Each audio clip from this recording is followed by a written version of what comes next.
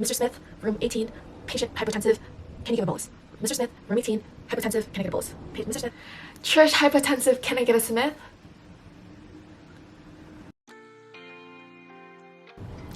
Hey friends, it's Trish. This video is going to be all about talking to doctors. Let's get into it. In the ICU, we talk to doctors a lot.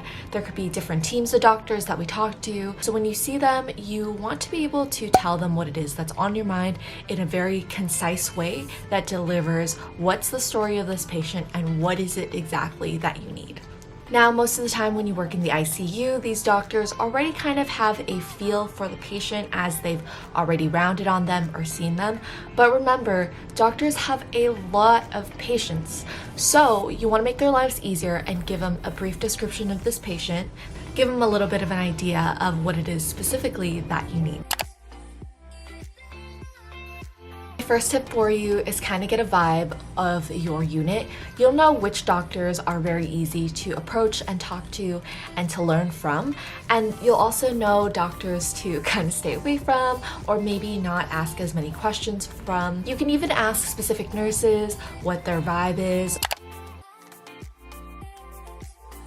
So during rounds, you may have nurse-led rounds or physician-led rounds on your unit. I talked about this a little bit in my nurse brain sheet video that you can look up above. In my unit, we do nurse-led rounds, which is when the nurse gives a rundown over the whole patient. Example of that would be like Mrs. Smith. She's a 61-year-old female. She came in from an outside hospital on 8/24 for a GI bleed. She has history of ETOH cirrhosis.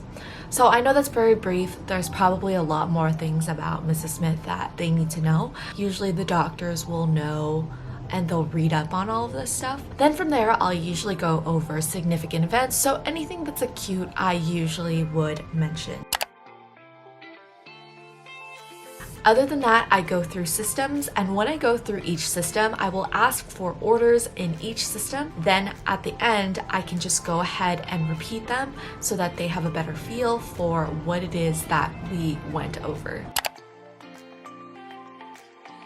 Rounds may be also a good time to ask a doctor for an explanation for why we're doing a certain thing for a patient, but you want to read the room.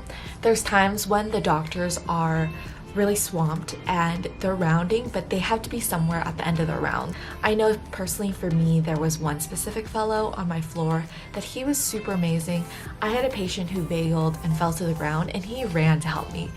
Tell me if you've seen a doctor run. On my very first day, I asked him what are the different connections for liver transplants to a patient, and he actually drew them out for me on a piece of paper and explained, and I thought that that was really awesome that he took the time to do that, because sometimes, depending on who the doctor is, they don't always take that time. If it's something that I know that nurses can easily explain to me, then I won't necessarily ask a doctor.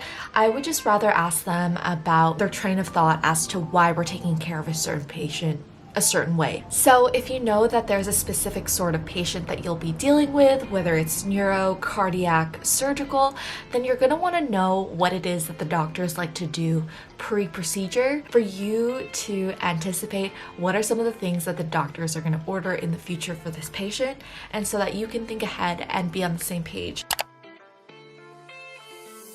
Make sure that you check your PRN orders as well as for any orders that you might need. This may be little things such as okay to use a certain line or okay to use an NG tube. You're also going to want to double check that you have orders for repletion for your electrolytes, okay to use, and restraint renewal orders. If you miss this opportunity to let the doctors know during rounds, then it's just kind of a pain to have to go and find them and cut into another nurse's time while they're doing rounds. This is what we like to call CYA, cover your ass. If you don't have nurse-led rounds in your unit, no worries, you'll hear the resident or intern talk a little bit more about the specific patient, and just feel free to chime in at the end. They'll ask you if they missed anything or if there's anything else that you need. Sometimes if it's something that's really important, I'll chime in the middle of that system. Let's say that this patient needs an echo and the resident says, yes, this patient is getting an echo today to follow up this. I'll say, oh, they actually had the echo done at this time and this was the results.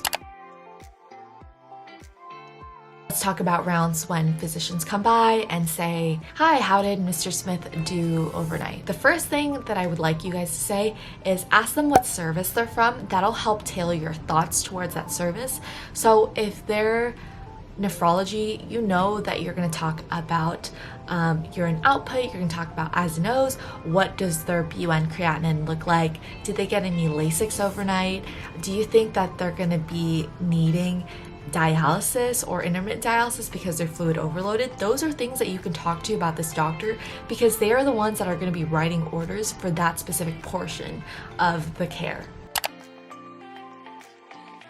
So paging doctors will definitely become a skill that you need to practice. You want to make sure that you have your S-bar down. I like to page with the patient's name, room number, scenario, and what it is I specifically need.